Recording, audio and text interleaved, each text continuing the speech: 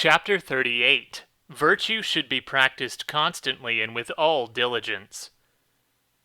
In the work of acquiring virtues, it is necessary to act so as always to be reaching forth unto those things which are before, if we wish to attain our aim quickly and successfully.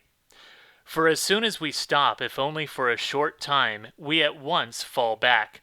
For when negligence and self-indulgence interrupt our good efforts, the passions, which were subdued by diligent work to acquire virtue, immediately raise their heads and come to life, through our propensity to sensuousness and self-indulgence, and they evoke disorderly inner movements and tendencies, especially where our external surroundings favor it.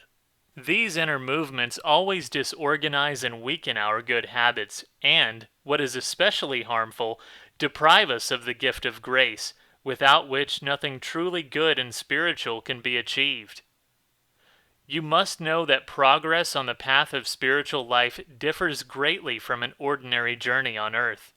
If a traveler stops on his ordinary journey, he loses nothing of the way already covered. But if a traveler on the path of virtue stops in his spiritual progress, he loses much of the virtues previously acquired, as I have already said. In an ordinary journey, the further the traveler proceeds, the more tired he becomes. But on the way of spiritual life, the longer a man travels, reaching forth unto those things which are before, the greater the strength and power he acquires for his further progress.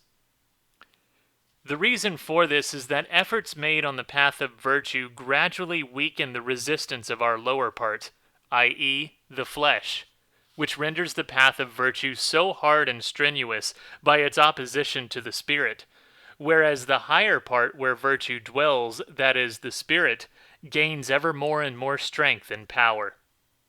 Therefore, the more we succeed in virtue and good, the smaller grow the grievous difficulties we meet when we enter this path.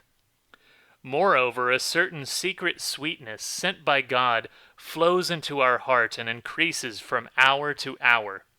Through this, as we press forward with even greater strength and will, we ascend easily from virtue to virtue, and finally reach the very summit of spiritual perfection, where the soul begins to practice every kind of good, no longer urged with effort, lacking all taste for it, but with ready inclination and joy.